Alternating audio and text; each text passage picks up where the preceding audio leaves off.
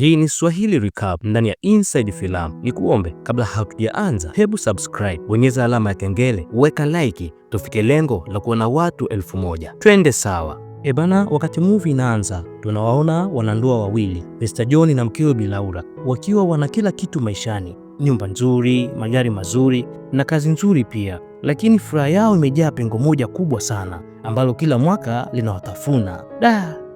Hawana mtoto, yani inawauma sana, na wamehangaika kote mahospitalini, kanisani na misikitini, ila bado hawajajaliwa kupata mtoto, jambo linalowafanya waanze kukata tamaa maishani. Lakini siku moja walifanikiwa kukutana na daktari bingwa sana wa masuala ya uzazi. Dokta akawajuza kwamba wanayo nafasi ya kupandikiza mimba kwa mwanamke mwingine ili azae mtoto kwa niaba yao, kwani dokta akabaini kwamba Mr. John hana tatizo la uzazi, isipokuwa tatizo lipo kwa mkewe. Hatimaye bwana John na mkewe Bi Laura walijadiliana kwa kina sana, kisha wakafikiana, na hapo ndipo wakakubali msichana mmoja aitwaye Ana aingie katikati ya maisha yao. Msichana mrembo, mpole na mwenye sauti ya hofu. Ana akaonekana kuwa mwanga katikati ya giza refu lililotanda kwenye familia ya Mr. John. Hatimaye Ana, binti maskini asiye na uhakika wa kipato chochote cha siku, akakubali kulibeba jukumu hilo la kuibeba mimba ya bwana John, tena kisayansi, pasi na kufanya tendo halisia, bali kwa kupandikiziwa kwa njia ya kimaabara. Baada ya mimba hiyo kutunga, binti Ana alikubali kuhamia nyumbani kwa bwana John, tena akapewa hifadhi katika chumba kidogo cha wageni ili awe salama na mimba yake ipate kukua pasi na changamoto yoyote ile.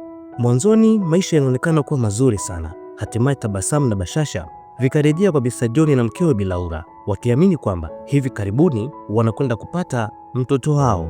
Lakini ndani ya sura ya utulivu, Ana anaonekana kuanza kutengeneza uhusiano wa karibu kupita kiasi na baba mwenye nyumba, ambaye huyu ni Mr. John, na si tu kwa maneno wala kwa vitendo, bali ni kwa ile energy yenye hisia maalum ambayo mwanamke mwingine anaweza kuiona na kuihisi kwa haraka sana. Mama mwenye nyumba ambaye ni Bi Laura, yani mke halali wa Mr. John, anagundua jambo hili na kuanza kufeel hisia za ajabu sana, ila Bi Laura anajilazimisha kuamini kwamba pengine hizo ni stresi za mimba za kawaida sana tu zinazomsumbua Ana, maana mara nyingi mwanamke anapokuwa mjamzito huwa kuna vitabia vinaongezeka vya ajabu. Lakini kumbe kwa Ana si hivyo, yeye ana jambo lake zito sana moyoni, na kama usemavyo wahenga siku zote kwamba kondoo hachangamani na fisi bwana, maana lazima hatari kubwa itatokea. Kadri siku zinavyozidi kusonga, tabia za Ana zinazidi kubadilika polepole. Anaanza kuwa huru kupita kiasi, huku akizungumza kwa ukaribu usiokuwa wa kawaida na baba mwenye nyumba. Design kama mimba inampa kiburi sana. Mara nyingine Ana anaonekana kupenda sana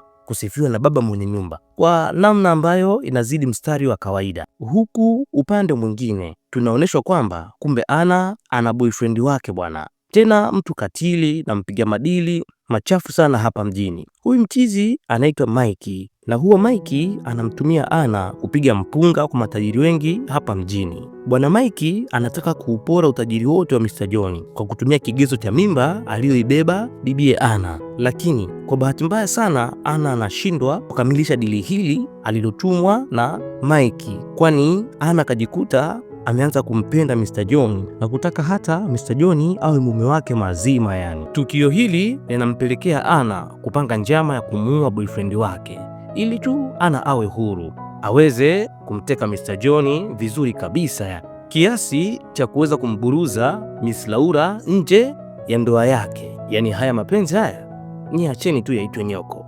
Twende sawa. Kuna wakati Ana alijaribu kujiongeza na kuwa mtaalamu wa kupiga chabo, akitamani sana nafasi hiyo ya kitanda cha mama mwenye nyumba ibadilike na iweze kuwa yake. Usiku mmoja wa manane, Ana aliacha taa ikiwa oni kimakusudi kabisa ili tu Mr. John aweze kumuona akiwa tupu, akidhani pengine ataweza kumbadilisha mwanaume huyu bwana. Na mara kadhaa pindi bibi Laura alipozipata shifti za kazi za usiku, Ana alitumia chansi hiyo kimkakati kabisa na kuanza kujitawalisha nyumba hiyo kama vile yeye ndo mama mwenye nyumba, kiasi cha kuzivaa nguo za Bi Laura na kujilegeza mbele ya macho ya Mr. John. Yaani bwana, mwanamke akitaka jambo lake ni ngumu sana kwa mwanaume kuchomoa, labda huyu mwanaume rijali kama alivyo bwana John na mimi, lakini ukiwa kama wewe sidhani kama unaweza kutoboa hapa. Ila huyu John ni mwanaume jamani, tena mwanaume na nusu, kwani hana tabia za kisambaa za kufikisha hela ila kushindwa kujizuia mbele ya mwanamke. Ana anaanza kutumia kila aina ya hila na mbinu batili ya kike ili ajaribu tu kumjaza Mr. John kwenye 18. Ana anamfuata John hadi ofisini kwake na kuanza kulazimisha upendo katika namna ya mtego sana, huku akizituma picha na video za kujiongeza ili mradi tu Mr. John ajaye kwenye mfumo. Ila kila wakati Mr. John anamuwaza sana mke wake, kwani John anampenda sana mkeo Bilaura, tena kwa mapenzi ya dhati, sio mapenzi ya usaliti kisa tu mkewe ni mgumba. No, aise, kuna muda wanaume weusi warefu na wembamba na tunaonyoa vipara tunakuwa na vimisimamo vitu fulani hivi ambavyo ndivyo vinavyofanya wanawake wengi wawe na ndoto ya kutupata. Maana sisi ni magentlemen bwana. Na hatudanganyiki ngo. Twende sawa. Usiku mmoja wa manane, Ana alitoka na kwenda kuingia ndani ya ofisi ya Mr. John, ofisi ya hapo nyumbani. Kisha Ana akawa ametulia zake. John akashtuka kutoka kitandani na kuelekea kwenye ofisi hiyo usiku huo.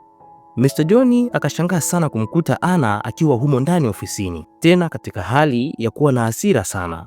Ghafla Ana akaanza kutishia kujiua kwa kutumia mkasi ili tu amdhuru mtoto aliyembeba tumboni, maana anajua kwa kufanya hivyo lazima Mr. John atahadaika na kuanza kushawishika. Ilibidi Mr. John amsogelee Ana na kuanza kumpa tulizo kwa kumkumbatia kidogo na kumpa joto asilia la kiume. Ana akaanza kujifeel na kuona kama vile ashaanza kupendwa na Mr. John. Ila mara ghafla mambo yakabadilika, kwani mke wa Mr. John ambaye ni Bilaura aliweza kufika hapo ofisini ndani ya usiku huo huo na kushangaa sana kumkuta mumewe akiwa katika hali hiyo ya kustaajabisha, yani hali ya kukisi na bibi Ana.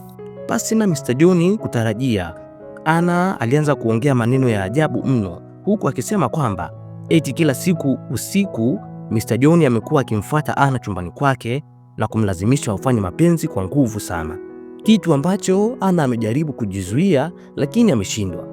Mr. John alibaki tu akiwa na taharuki, maana hakutarajia kumsikia Ana akiongea maneno ya uongo kiasi hicho. Ana akatoka nje ya chumba hicho na kuanza kupiga kelele kubwa, huku akilia, akiita askari na kudai kwamba amekuwa akibakwa na Mr. John kwa miezi zaidi ya 5 sasa. Ghafla askari wa patrol wakaweza kuja eneo hilo la tukio ndani ya usiku huo.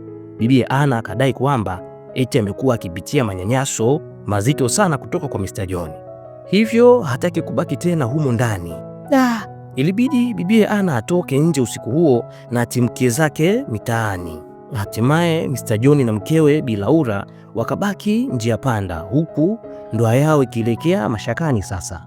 Rafiki mmoja wa Mr. John aitwaye White, ambaye huyu ni askari mpelelezi, alifanya upelelezi wake na hatimaye akabaini kwamba bado Ana yupo hapa nchini Marekani, ingawa Ana anao mpango wa kutoroka Marekani na kuhamia huko New Mexico ili tu akae mbali na Mr. John, kwani hisia zake zimemtuma kwamba endapo atazidi kukaa karibu na John ataumia kihisia, maana Ana anampenda sana Mr. John kupita kiasi. Ilibidi Mr. John na mkewe Bilaura waketi chini kitako kilichobainasi, wakapanga na kushauriana kwamba John amwendee Ana na amshauri kwamba John kishamwacha bibie Laura, hivyo John yupo huru kuishi na Ana kwa sasa, ili mradi wampe Ana comfort aweze kujifungua salama salimini na wapate kile kichanga kilicho tumboni kwa Ana, kwani wawili hawa walibaini kwamba hizi ni hisia chafu tu na tatizo la kisaikolojia lililozuka kwa Ana. Maana mpelelezi White aliweza kupeleleza na kugundua kwamba bibie Ana ana tatizo kubwa sana kisaikolojia. Ashawahi kumuua baba yake mzazi na mama yake pia kwa kutumia mkasi, hivyo ni mtoto aliyezaliwa na kulelewa kwenye maisha magumu sana. Ndio maana hawezi kukubali ahadi anayoiweka ielekee mpaka mwisho. Bwana, nikushukuru wewe ambaye umekuwa nami kuanzia mwanzo mpaka mwisho kwenye mzigo huu tunaoita When the Ball Break. Kwa details zaidi naomba unicheki WhatsApp kwa namba hiyo hapo chini ili tuweze kuenjoy vipande vigumu vya movie hii, maana kuna vipengele ambavyo ilibidi tuvikate kutokana twende sawa. Nikuombe unicheki WhatsApp kama ukutojali, utaenjoy zaidi ya hapa.